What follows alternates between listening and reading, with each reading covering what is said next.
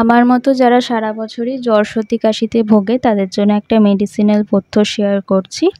সেটি করতে লাগবে 1 টুকরো আদা, 1 টুকরো হলুদ, 2টো গোলমরিচ, 2টো লবঙ্গ, কিছু বাসক পাতা আর তুলসী পাতা।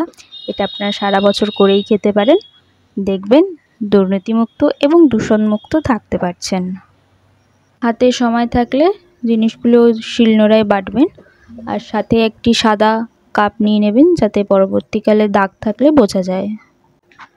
শিলনোড়ায় সবার প্রথমে আদা ভালো করে ছেঁচে রস তুলে রাখবেন, তারপর হলুদ, একে একে তুলসী পাতা, বাসক পাতা সমস্ত কিছুই আলাদা করে ছেঁচে রস তুলে রাখবেন।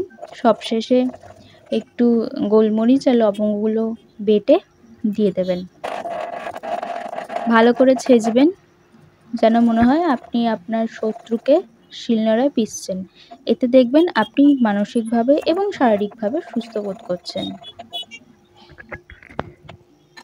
আর এতেও আপনার মন না ভরলে বাকি থাকা তুলসী, বাসক, আদা, হলুদের ছোবাটাতে একটু জল দিয়ে আবার ছেঁচে কাপে তুলে নেবেন।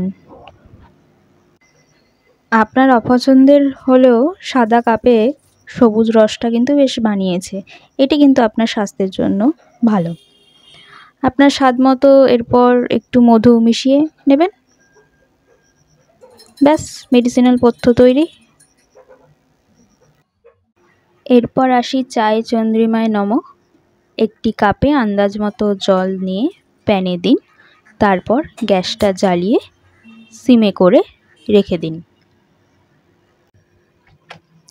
জলটা হালকা গরম হয়ে গেলে সেই বাটনাটা আপনি জলে দিয়ে দেবেন। তারপর কিছুক্ষণ পর একটি তেজপাতা দিয়ে দিন। তারপর একটি মিছরি সেই জলে আপনি দিয়ে দেবেন। জলটাকে কিছুক্ষণ ফুটতে দেবেন। জলটা ফুটে একটু লালচে সবুজ কালার চলে এলে বুঝবেন এই চা কিন্তু রেডি।